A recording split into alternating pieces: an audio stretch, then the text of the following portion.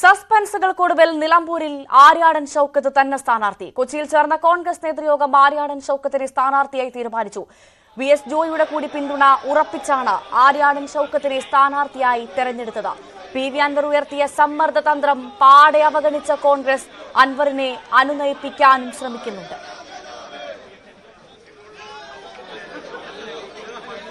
കേരളത്തിൽ നിന്ന് നേതാക്കളെല്ലാവരും ചേർന്ന് ഏകകണ്ഠമായി സമർപ്പിച്ച ഒരു പ്രപ്പോസലാണ് ശ്രീ ആര്യാടൻ ഷൌക്കത്തിൻ്റെ സ്ഥാനാർത്ഥിത്വം. അത് ബഹുമാനപ്പെട്ട കോൺഗ്രസ് പ്രസിഡന്റ് അത് സ്വീകരിച്ചു, അത് പ്രഖ്യാപിച്ചതിലുള്ള സന്തോഷം പ്രകടിപ്പിക്കുന്നു. അദ്ദേഹം UDFിൻ്റെ ആക്കാൻ UDF തീരുമാനിച്ചിട്ടുണ്ട്. അദ്ദേഹം UDFിൻ്റെ ഭാഗമാവും. അതേസമയം ആര്യാടൻ ഷൌക്കത്തിനെ നിലമ്പൂരിൽ UDF സ്ഥാനാർത്ഥിയാക്കിയതിന് തൊട്ടുപിന്നാലെ അതൃപ്തി വ്യക്തമാക്കി PV അൻവർ രംഗത്ത്.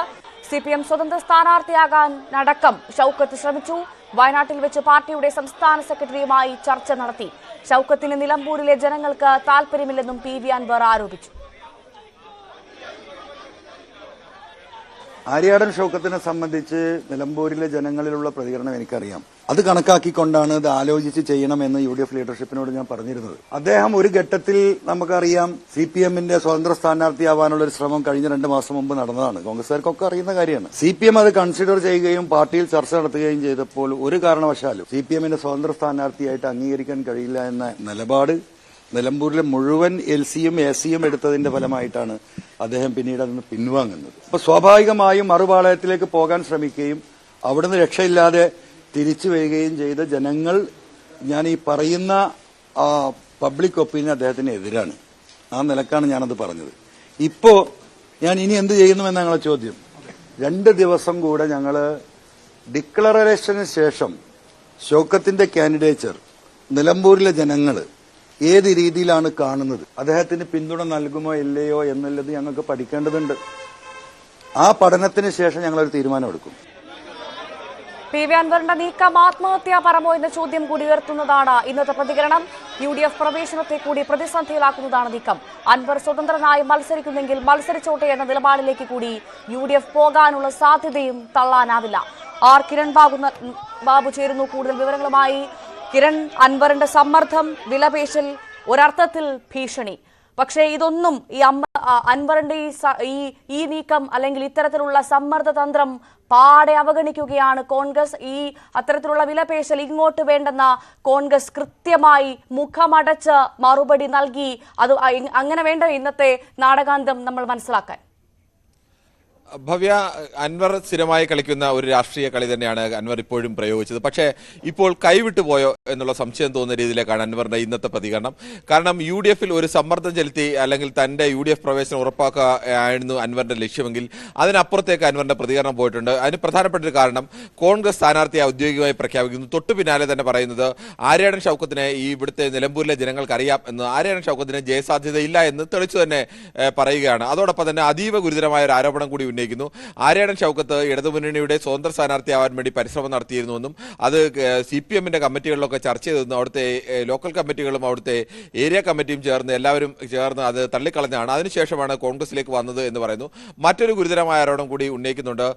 താൻ VS ജോയിയുടെ പേര് പറയുകയും ജോയിക്ക് കോൺഗ്രസിനുള്ളിൽ ഗോഡ് ഫാദർ ഇല്ലാത്തതുകൊണ്ടാണ്, അത് ജോയിക്ക് നേരത്തെ ഉണ്ടായിരുന്നത് ഉമ്മൻചാണ്ടിയാണ്. ഉമ്മൻചാണ്ടി മരണപ്പെട്ടതോടുകൂടി അദ്ദേഹത്തിന് ഗോഡ് ഫാദർ ഇല്ലാത്തവർക്കെല്ലാം കോൺഗ്രസിലെ അവസ്ഥ ഇതാണെന്ന് പറയുന്നു.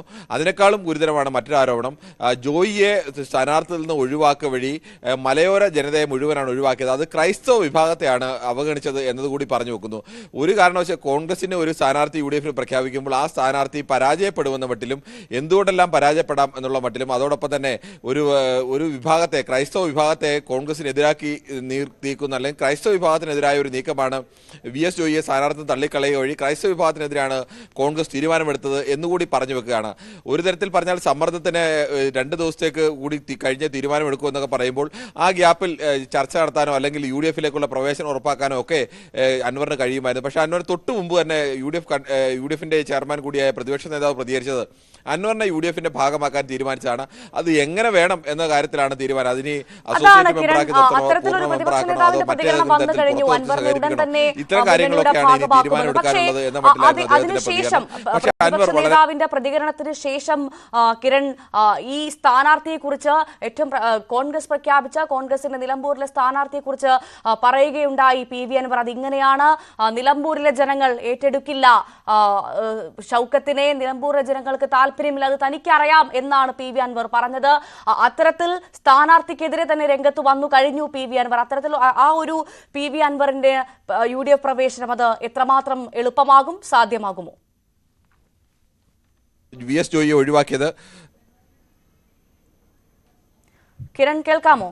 കേൾക്കാം, ക്ഷമിക്കണം, അതിൻ്റെ ഇടയ്ക്ക് ചോദ്യം വന്നോ എന്ന് എൻ്റെ കേട്ടില്ല, അതുകൊണ്ടാണ്. ജോയിയെ ഒഴിവാക്കിയത് ക്രൈസ്തവ വിഭാഗത്തെ ഒഴിവാക്കലാണ് എന്ന മട്ടിലുള്ള പ്രചരണം. ഇത്തരം കാര്യങ്ങൾക്കെല്ലാം ഇനി ഇതെല്ലാം അൻവറിന് പിൻവലിക്കേണ്ടി വരും. അല്ലാതെ അൻവറിന്റെ വാക്കുകൾ പിൻവലിക്കാതെ കോൺഗ്രസിനെ സംബന്ധിച്ച് ഇതെല്ലാം അംഗീകരിച്ചുകൊണ്ട് ഇതെല്ലാം പറഞ്ഞ ഒരാളിനെ വീണ്ടും UDF-ന്റെ ഭാഗമാക്കുമ്പോൾ പലതരത്തിലുള്ള ചോദ്യങ്ങൾ ഒക്കെ ഉയരാൻ സാധ്യതയുള്ളതാണ്. സമ്മർദ്ദം ചെലുത്തി ആ കാര്യം നേടുക എന്നുള്ളതിനപ്പുറത്തേക്ക് അൻവറിന്റെ വാക്കുകൾ കൈവിട്ടു പോയോ എന്നതും പ്രധാനമാണ്. അൻവർ സ്വതന്ത്രനായി മത്സരിക്കും എന്നുള്ള മട്ടിലൊക്കെ അൻവർ ചില പ്രചരണമൊക്കെ അൻവറിന്റെ അനുയായികളെ ഉപയോഗിച്ചുകൊണ്ട് നടത്തിയിരുന്നു. അതിനെക്കുറിച്ചുള്ള ചോദ്യത്തിനും അൻവർ മത്സരിക്കുമെന്നോ ഇല്ലെന്നോ ഒന്നും മറുപടി പറയാത്ത അതൊരു സസ്പെൻസിൽ നിർത്തുകയായിരുന്നു. അൻവർ ഇനി അങ്ങനെ മത്സരിക്കുകയാണെങ്കിൽ കോൺഗ്രസിലെ ഒരു വിഭാഗം നേതാക്കൾ ചൂണ്ടിക്കാണിക്കുന്നത് അൻവർ അങ്ങനെ മത്സരിക്കുകയാണെങ്കിൽ മത്സരിച്ചോട്ടെ എന്നുള്ള നിലപാടാണ്. അൻവർ പിടിക്കുന്ന വോട്ടുകൾ നിശ്ചിത വോട്ടുകൾ പിടിച്ചാൽ സ്വാഭാവികമായും കോൺഗ്രസുകാർ കണക്കാക്കുന്നത് UDF-ൽ നിന്ന് അൻവർ പിടിക്കുന്നതിനേക്കാൾ കൂടുതൽ വോട്ടുകൾ ഇടതുമുന്നണിക്ക് പോകേണ്ട വോട്ടുകൾ അൻവർ പിടിക്കും എന്നുള്ള തരത്തിലാണ്. അൻവറിന്റെ വോട്ടുകൾ അത് UDF-ന് ലഭിച്ചില്ലെങ്കിൽ അത് ഇടതുമുന്നണിക്ക് ലഭിക്കാത്തൊരവസ്ഥയുണ്ടായാൽ കോൺഗ്രസിനെ സംബന്ധിച്ച് അതൊരു തിരിച്ചടിയാവില്ല എന്നൊരു വിലയിരുത്തൽ കൂടി കോൺഗ്രസ് നടത്തുന്നുണ്ട്. അതുകൊണ്ട് വലിയ വിട്ടുവീഴ്ചകൾ നടത്തി അൻവറിന്റെ, പ്രത്യേകിച്ച് പ്രതിപക്ഷ നേതാവിന്റെ ഒക്കെ നിലപാട് PV അൻവറിന്റെ കാര്യത്തിൽ ഒരു തരത്തിലും വിട്ടുവീഴ്ച വേണ്ട എന്നുള്ളതാണ്. കോൺഗ്രസിനകത്തേക്ക് ഡിക്റ്റേറ്റ് ചെയ്ത് തീരുമാനമെടുക്കാനുള്ള തീരുമാനത്തിൽ അത് അംഗീകരിച്ചു കൊടുക്കുന്നത് കോൺഗ്രസിന് തന്നെ തിരിച്ചടിയാവും എന്നുള്ള വിലയിരുത്തലുണ്ട്.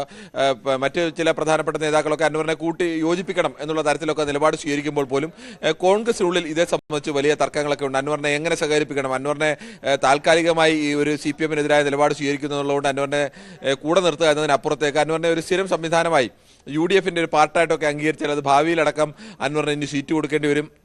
സ്വാഭാവികമായും അൻവറിന്റെ മന്ത്രിസഭയിലേക്ക് വരുമ്പോൾ മന്ത്രിസഭയിലേക്ക് സ്ഥാനം ആവശ്യപ്പെടാം. അങ്ങനെ പല ലക്ഷ്യങ്ങളും അൻവറിനുണ്ട് എന്നതൊക്കെ കണക്കാക്കുന്നുണ്ട്. അങ്ങനെ അൻവറിനെ പോലെ ആളെ വേണോ വേണ്ടയോ എന്നതിൽ കോൺഗ്രസിനെ സംബന്ധിച്ച് വീണ്ടും ഒരു പുനർചിന്തനത്തിന് വഴി തെളിക്കുന്നത് കൂടിയാണ് ഇന്ന് അൻവർ നടത്തിയ നീക്കം. ഒരു തരത്തിൽ പറഞ്ഞാൽ ആത്മഹത്യകരമായ നീക്കമെന്ന് പറയാം. കാരണം അൻവറിന്റെ ഒന്നാമത്തെ ശത്രു CPM-ആണ്. CPM-ലേക്കോ ഇടതുമുന്നണിയിലേക്കോ അൻവറിന് പോകാൻ കഴിയില്ല. നിലമ്പൂരിൽ ഇടത് സ്ഥാനാർത്ഥി വിജയിച്ചു കഴിഞ്ഞാൽ അൻവറിന്റെ രാഷ്ട്രീയ ഭാവിയും എല്ലാ തരത്തിലേക്കുള്ള അൻവർ ഇതുവരെ പറഞ്ഞതെല്ലാം തന്നെ അപ്രസക്തമാവുകയാണ്. അൻവർ എന്ന വ്യക്തി അൻവറിന് മാധ്യമങ്ങളിലൂടെയെങ്കിലും ഇപ്പോൾ ലഭിക്കുന്ന പ്രാധാന്യമടക്കം നഷ്ടപ്പെട്ടു പോകുന്ന ഒരു അവസ്ഥയിലേക്ക് അൻവർ എത്തിച്ചേരും. ഇത് അൻവറിന് അറിയാം. അതുകൊണ്ട് തന്നെ അൻവറിന് ഇടതുമുന്നണിയിലേക്ക് പോകാനോ അല്ലെങ്കിൽ ഇടതുമുന്നണിയെ സഹായിക്കുന്ന നിലപാട് സ്വീകരിക്കാൻ കഴിയില്ല.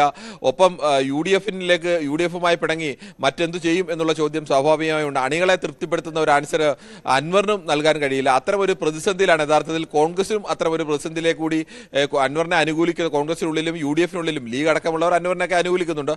ലീഗിനെയും കോൺഗ്രസിനുള്ളിൽ അൻവറിനെ അനുകൂലിക്കുന്നവരെയും കൂടി പ്രതിസന്ധിയിലാക്കുന്ന ഒരു നീക്കമാണ് യഥാർത്ഥത്തിൽ ഇന്ന് അൻവർ നടത്തിയ ഈ കൈവിട്ട അല്ലെങ്കിൽ വാവിട്ട വാക്കുകൾ എന്നുകൂടി പറയേണ്ടി വരും. കിരൺ, ഏറ്റവും പ്രധാനമായി ജോയി ഒതുക്കി എന്ന് പറഞ്ഞത് അൻവർ തന്നെയാണ്. ഏറ്റവും പ്രധാനമായി ഇന്ന് പ്രഖ്യാപിച്ച സ്ഥാനാർത്ഥിക്കെതിരെ രംഗത്ത് വന്നത് ഇതേ PV അൻവർ തന്നെയാണ്.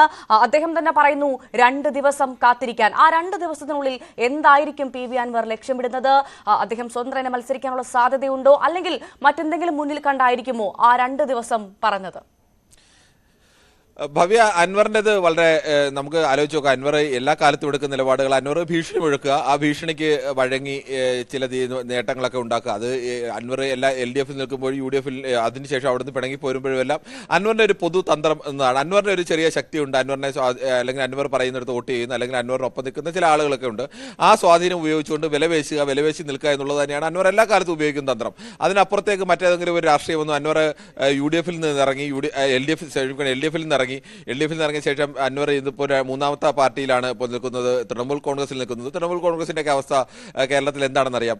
ഇന്ന് UDF-ലേക്ക് ഏകദേശം അൻവറിനെ സഹകരിപ്പിക്കാൻ ഒരു സാധ്യതയിലേക്ക് UDF എത്തുകയും ഒക്കെ ചെയ്തതാണ്. പക്ഷേ അൻവർ UDF-ന് ആരായിരിക്കണം സ്ഥാനാർത്ഥി എന്നത്, കോൺഗ്രസിൽ ആരായിരിക്കണം സ്ഥാനാർത്ഥി എന്നത് അൻവർ നേതാക്കളോട് ആവശ്യപ്പെടുക മാത്രമല്ല തന്റെ താല്പര്യം അത് പലതരത്തിൽ അൻവർ പരസ്യപ്പെടുത്തുകയും ഒക്കെ ചെയ്തു. VS ജോയിക്ക് വേണ്ടിയാണ് നിൽക്കുന്നത്. അത് VS ജോയിക്ക് കൂടി ഒരു തരത്തിൽ തിരിച്ചടിയായി എന്ന് വേണം കരുതാൻ. അൻവറിനെ VS ജോയിയെ കൂടി പരിഗണിക്കണമെന്ന് ആവശ്യപ്പെടുന്ന നേതാക്കളൊക്കെ ഉണ്ടായിരുന്നു. അവരെ കൂടി പരിഗണിക്കുന്ന നേതാക്കളുടെ കൂടി അത് VS ജോയിയെ പരിഗണിച്ചാൽ സ്വാഭാവികമായും കോൺഗ്രസ് നേരിടേണ്ടി വരുന്നത് അൻവറിന്റെ സ്ഥാനാർത്ഥിയെ കോൺഗ്രസ് സ്ഥാനാർത്ഥിയെ നിശ്ചയിച്ചത് അൻവറാണ്. ആ മട്ടിലേക്കൊക്കെ ആരോപണങ്ങൾ ഉയരാനടക്കം സാധ്യത ഉണ്ടായിരുന്നു. ഒരു തരത്തിൽ പറഞ്ഞാൽ VS ജോയിക്ക് അത് തിരിച്ചടിയായി എന്നുകൂടി നമുക്ക് വിലയിരുത്തേണ്ടി വരും.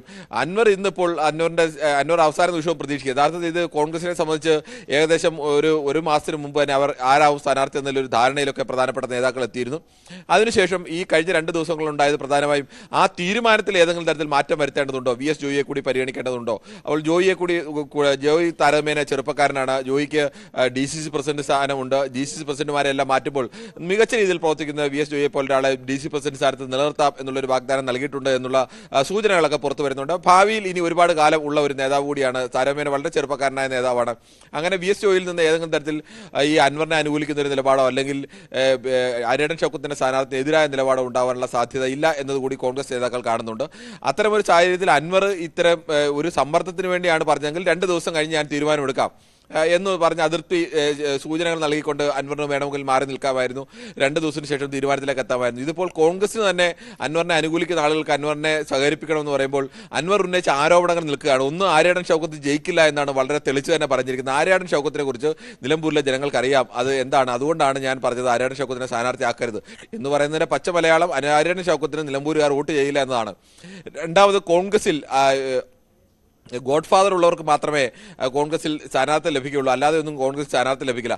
അതിനേക്കാളും ഒക്കെ ഗുരുതരമായ ആരോപണമാണ് ക്രൈസ്തവ വിഭാഗത്തെയും മലയോര വിഭാഗത്തെയും, പ്രത്യേകിച്ച് മലയോര മേഖലയിൽ ജാഥയൊക്കെ നടത്തി കോൺഗ്രസ് മലയോര വിഭാഗത്തിന്റെ വലിയ പിന്തുണയൊക്കെ ആർജിക്കാൻ വേണ്ടി ശ്രമം നടത്തുമ്പോഴാണ് മലയോര വിഭാഗത്തെയും ക്രൈസ്തവ വിഭാഗത്തെയാണ് കോൺഗ്രസ് തള്ളിക്കളഞ്ഞത് VS ജോയിലൂടെ എന്ന് പറഞ്ഞു വെക്കുമ്പോൾ സ്വാഭാവികമായും അത് കോൺഗ്രസിനുള്ളിലും UDF-നുള്ളിലും വലിയ തരത്തിലേക്കുള്ള തർക്കത്തിലും ഒക്കെ ഇട നൽകുന്നതാണ്. അല്ലെങ്കിൽ ഇതെല്ലാം ഇനി നാളെ അൻവറിന് മാറ്റി പറയേണ്ടി വരും. മാറ്റി പറയാതെ ഇതേ നിലപാടുമായി നിന്നുകൊണ്ട് അൻവറിനെ സ്വീകരിക്കുക എന്ന് പറയുന്നത് കോൺഗ്രസും ഇതിനെല്ലാം മറുപടി പറയേണ്ടി വരും, UDF-ഉം മറുപടി പറയേണ്ടി വരും. അതാണ് തുടക്കത്തിൽ നമ്മൾ ഇന്ന് കണ്ടത് അൻവറിനെ പാടെ തള്ളുന്ന കോൺഗ്രസിനെയാണ്, മുഖമടച്ച് മറുപടി കൊടുത്ത കോൺഗ്രസിനെയാണ് കണ്ടത്. പക്ഷെ അപ്പോൾ പോലും അൻവറിനെ ചേർത്ത് പിടിക്കാൻ ഇനി നാളെ കോൺഗ്രസ് തയ്യാറാകുമോ, അതല്ലെങ്കിൽ അൻവർ സ്വതന്ത്രമായി മത്സരിക്കുന്നുവെങ്കിൽ മത്സരിച്ചോട്ടെ എന്നുള്ളൊരു തീരുമാനത്തിലേക്ക്, എന്നൊരു കടുത്ത തീരുമാനത്തിലേക്ക് കോൺഗ്രസ് പോകുമോ? നമ്മൾ എന്ത് മനസ്സിലാക്കണം കിരൺ? അൻവർ മത്സരിക്കുന്നെങ്കിൽ മത്സരിച്ചോട്ടെ എന്നുള്ള ഒരു അഭിപ്രായം കൂടി ഇപ്പോൾ കോൺഗ്രസിനുള്ളിൽ ശക്തമാണ്. കോൺഗ്രസ്സുകാർ അത്തരമൊരു സാധ്യതയിലെ കൂടി ഇന്ന് ഏകദേശം അൻവറിന്റെ പ്രതികരണം വരുന്നതിന് മുമ്പ് വരെ അൻവർ ഇങ്ങനെ ഒരു സ്ഥാനാർത്ഥം വരുന്നു, അൻവർ സ്വാഭാവികമായും അൻവറിന്റെ അതിർത്തിയൊക്കെ പറയാൻ സാധ്യതയുണ്ട്. പക്ഷേ അത് ഇത്രത്തോളം കടുത്ത ഒരു നിലപാടിലേക്ക് പോകുമെന്ന് കോൺഗ്രസ് ഒരു കാരണവശാലും കണക്കൂട്ടിയിരുന്നില്ല. കോൺഗ്രസ് നേതാക്കളുടെ എല്ലാ കണക്കൂട്ടലിനും അപ്പുറത്തേക്കാണ് അൻവറിന്റെ പ്രതികരണം പോയത്. ആ തരത്തിലേക്ക് ഒരു ആക്രമണം ഉണ്ടാവാതെ അൻവറിന്റെ അതിർത്തി മാത്രം പരിചയപ്പെടുത്തിക്കൊണ്ട് അൻവർ 2 ദിവസം സമയം നൽകിയിരുന്നെങ്കിൽ സ്വാഭാവികമായും അങ്ങനെയാണ് UDF-ന്റെയും കോൺഗ്രസിന്റെയും നേതാക്കൾ പ്രതീക്ഷിച്ചിരുന്നത്. അൻവർ ചിലപ്പോൾ ചില അതിർത്തിയൊക്കെ പറയാൻ സാധ്യതയുണ്ട്. പക്ഷേ അപ്പോഴും കോൺഗ്രസിനെയും സ്ഥാനാർത്ഥിയെയും തള്ളിപ്പറയില്ല. അങ്ങനെയാണെങ്കിൽ അൻവറിനെ UDF-മായി സഹകരിപ്പിക്കുന്ന കാര്യത്തിൽ തീരുമാനമെടുക്കാം. അത് ഉടൻ തന്നെ പ്രഖ്യാപിക്കാം. പ്രതിപക്ഷ നേതാവ് തന്നെ പറഞ്ഞത് UDF-ന്റെ ചെയർമാനാണ്. പ്രതിപക്ഷ നേതാവ് തന്നെ പറഞ്ഞത് അൻവറിന്റെ വിഷയത്തിൽ ഞാൻ തന്നെ പ്രഖ്യാപനം നടത്തും എന്നാണ് പറഞ്ഞത്. അങ്ങനെ സഹകരിപ്പിക്കാം. UDF കൺവീനർ അത്തരത്തിലേക്ക് പറഞ്ഞില്ലെങ്കിലും പ്രതിപക്ഷ നേതാവ് ചെയർമാൻ ആ തരത്തിലേക്ക് തന്നെ കൂടുതൽ കടത്തി അഭിപ്രായം പറയുകയും ഒക്കെ ചെയ്യുന്നതാണ്. പക്ഷേ അതിനുശേഷമാണ് അൻവറിന്റെ ഈ പ്രതികരണം വരുന്നത്. അത് യഥാർത്ഥത്തിൽ വെട്ടിലാക്കിയത് കോൺഗ്രസിനെയാണ്. അത് ഫലത്തിൽ വെട്ടിലാകുന്നത്, കോൺഗ്രസിനേക്കാൾ ഫലത്തിൽ വെട്ടിലാവുന്നത് PV അൻവറിനാണ്. അൻവറിന് ഇനി ഇടതുമുന്നണിയിലേക്ക് പോകാൻ ഒരു തരത്തിലും ഇടതുമുന്നണി ഇനി എന്ത് പറഞ്ഞാലും അൻവറിനെ എടുക്കാൻ തയ്യാറാവില്ല.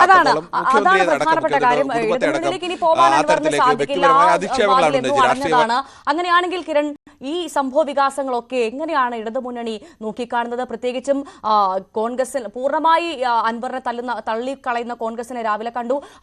അതിനുശേഷം അൻവർ ആണെങ്കിൽ ഇതാ കോൺഗ്രസിന് സ്ഥാനാർത്ഥിയെ അവഗണിക്കുന്നു, തള്ളുന്നു, അദ്ദേഹത്തിനെതിരെ പറയുന്നു. ഇതൊക്കെ ഇടതു ക്യാമ്പിൽ ഉണ്ടാക്കുന്ന നീക്കം അതെങ്ങനെയാണ്?